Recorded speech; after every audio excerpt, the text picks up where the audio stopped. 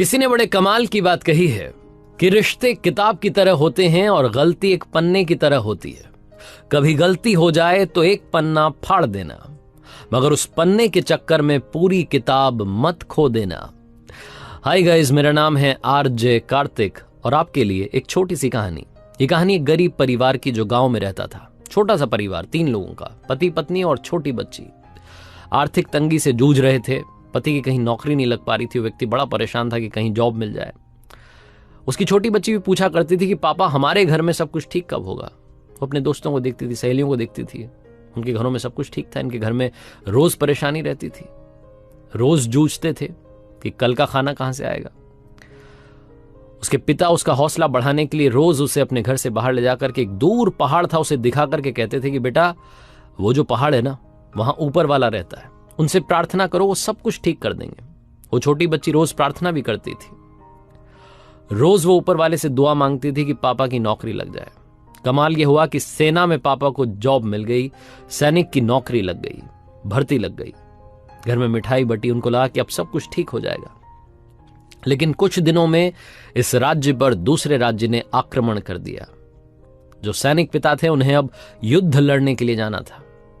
अपने परिवार का प्यार लेकर के रवाना हो रहे थे। छोटी बच्ची अपने पिता के गले लगी हुई थी और कह रही थी कि पापा मत जाओ, मैं बुरी हूं, मैंने आपके लिए ऐसी नौकरी मांग ली जिसमें आपकी जान पर बनाई है, आप युद्ध के लिए मत जाओ, हमारे साथ रहो ना। बहुत कुछ उस बच्ची ने कहा।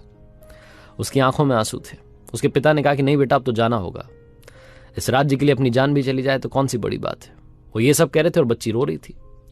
तभी उस बच्ची ने कहा कि पापा बस एक काम कर देना, वो जो ऊपर वाला वहां पहाड़ पर रहता है ना, उनको मेरी ये चिट्ठी दे देना, बस इतना सा काम मेरे लिए कर देना।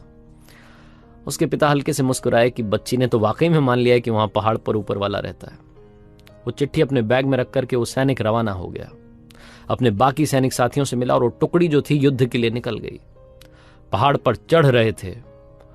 मालूम था कि आगे सरहद आ जाएगी, उसके बाद में तो हमारा देश ही खत्म हो जाएगा। तो एक आखिरी पोस्ट ऑफिस था, वहां जो लेटर बॉक्स होता है उसमें जाकर के इस सैनिक पिता ने वो चिट्ठी डाली। और चिट्ठी डालने से पहले उस पर लिख दिया अपने हाथ से कि बेटा माफ करना, यहां कोई ऊपर वाला नहीं रहता है, मैं तो तुम्हारा हौसला बढ़ा रहा था।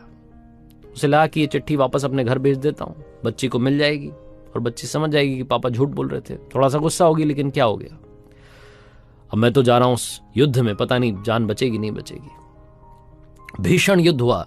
2-3 महीने तक युद्ध चला। एक एक करके इनके सैनिक मरते जा रहे थे। उस गांव में खबर फैल गई कि वो टुकड़ी खत्म हो गई है, वही टुकड़ी जिसमें इस बच्ची के पापा गए थे। घर में शोक का माहौल था, दुख का माहौल था, मातम था। बच्ची बहुत रोई कि ये क्या कर दिया ऊपर वाले, आपने तो मेरे पिता को मुझसे छीन लिया। 3-4 महीने के बाद घर के दरवाजे पर एक व्यक्ति आकर के खड़ा हुआ, पतला दुबला सा, हाल बेहाल, फटे हाल, ऐसा लग रहा बहुत किसी ने मारा है। बच्ची पहचान गई, दौड़ के गई और पापा के गले लग गई, बोली कि पापा आप तो वापस आ गए। इसके सैनिक पिता को सामने वाली जो सेना थी वो बंदी बना करके ले गई थी, जिंदा पकड़ के ले गई थी, बहुत मारा था। जैसे तैसे व्यक्ति वहां से जान बचा करके भागा और घर वापस आया। पिता और उसकी पुत्री, ये बाप बेटी का मिलन हो ही रहा था कि तभी एक तीसरा व्यक्ति आया जो कि डाकिया था। वो आते से ही बोला कि माफ करना, वहां ऊपर पहाड़ पर युद्ध चल रहा था, इसलिए वहां से डाक नहीं आ पा रही थी, चिट्ठियां नहीं आ पा रही थी। और तभी उसने एक चिट्ठी इस व्यक्ति को दी। वही चिट्ठी थी जो इस व्यक्ति ने अपने घर के लिए वहां से भेजी थी, जिस पर लिखा था कि बेटा माफ करना, ऊपर वाला नहीं होता है, मैं तो तुमसे बस हौसला बढ़ाने के लिए बातें कहता था।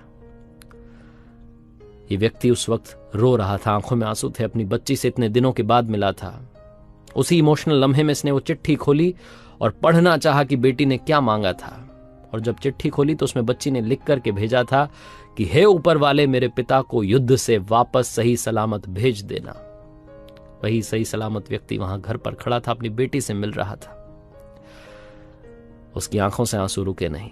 छोटी सी कहानी है, लेकिन हमें सिखाती है कि जिंदगी में विश्वास है तो आपकी दुआ कबूल होगी। वो ऊपर वाला आपकी भी सुनेगा। अगर आपने दिल से कुछ मांगा है तो वो आपको जरूर जरूर जरूर मिलेगा। बस आपके फेथ में, आपके बिलीफ में कमी नहीं आनी चाहिए, श्रद्धा में कमी नहीं आनी चाहिए, क्योंकि ऊपर वाला सिर्फ और सिर्फ भाव का भूखा है। अगर आपके भाव सच्चे हैं तो आप जो चाहते हैं वो आपको मिलकर के रहेगा, चाहे उसके लिए कितना भी वक्त लग जाए।